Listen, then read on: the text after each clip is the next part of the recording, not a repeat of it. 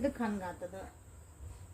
ಅವ್ರು ಒಳ್ಳೆಯರಿದ್ರು, ಅವ್ರು ಹಿಂಗಿದ್ರು, ಇವ್ರು ಹಿಂಗಿದ್ರು, ನಾವು ಮಂದಿ ಮಾತು ಕೇಳಿದೆ, ಏನೇನೋ ಇರ್ತಾವಲ್ಲ ಅವಾಗೆಲ್ಲ ಅವ್ರನ್ನ ಲಿಟ್ರಲಿ ನಿನ್ನೆ ರಾತ್ರಿ ಅವ್ರಿಗೆ ನಿದ್ದೆ ಮಾಡಿಲ್ಲ ನಿಮ್ಮ ವ್ಯಕ್ತಿ. ಇವೆಲ್ಲ ವಿಷಯಗಳಿಂದ ಅಥವಾ ನಿಮ್ದು ಇದನ್ನ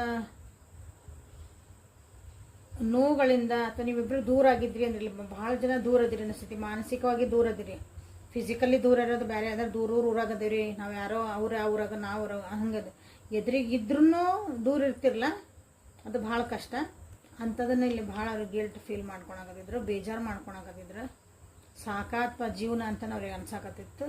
ಬಟ್ ಅದ್ರೊಳಗೊಂದು ಗುಡ್ ನ್ಯೂಸ್ ಏನಂದ್ರೆ, ಇಂಥ ಎಲ್ಲ ಗಿಲ್ಟಿಂದ, ಇಂಥ ಒಂದು ಸಪ್ರೆಷನಿಂದ ಅಥವಾ ನಮ್ಗೆ ಇಂಥದ್ದೊಂದೆಲ್ಲ ನನಗೆ ಸಾಕಾಗೈತೆ ಅನ್ನೋ ಜೀವನದ ನಾನು ಹೊರಗೆ ಬರಬೇಕು.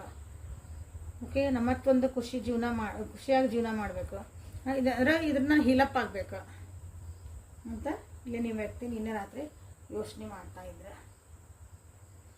ಇಲ್ಲಿ ಏನಾಗೈತೆ ಅಂದ್ರೆ, ನಿಮ್ಮಿಬ್ಬರು ಅಂದ್ರೆ ನಿಮ್ಮನ್ನ ಬೇರೆ ಜೊತೆಗೆ ಇಲ್ಲಿ ಕಂಪೇರ್ ಮಾಡ್ತಿದಾರೆ ನಿಮ್ಮ ವ್ಯಕ್ತಿ.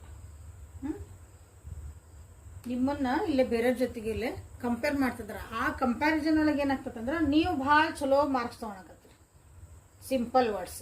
ಓಕೆ, ಬೇರೆ ಜೊತೆ ಕಂಪೇರ್ ಮಾಡಿದಾಗ ನಿಮ್ದು ಕ್ವಾಲಿಟಿ ಏನೈತಲ್ಲ, ನಿಮ್ದು ಒಂದು ಗುಣ, ವ್ಯಕ್ತಿತ್ವ ಎಲ್ಲ ನೀವೇ ಹೈಯರ್ ಹೊಂಟಿರಿ.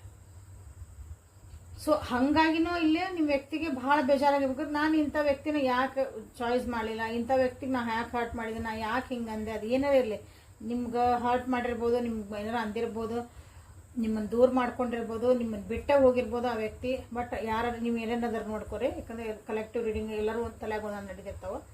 ಸೊ ಇಲ್ಲಿ ಆ ವ್ಯಕ್ತಿ ಇಂಥವ್ರು ಯಾರು ಎಲ್ಲನೂ ಇಲ್ಲಿ ನಿನ್ನೆ ರಾತ್ರಿ ಅದು ಯೋಚನೆ ಮಾಡಿ ಲಿಟ್ರಲಿ ಹತ್ತಾರ ಕೆಲವೊಬ್ರು ಕೂಗ್ಯಾರ ಜೋರ.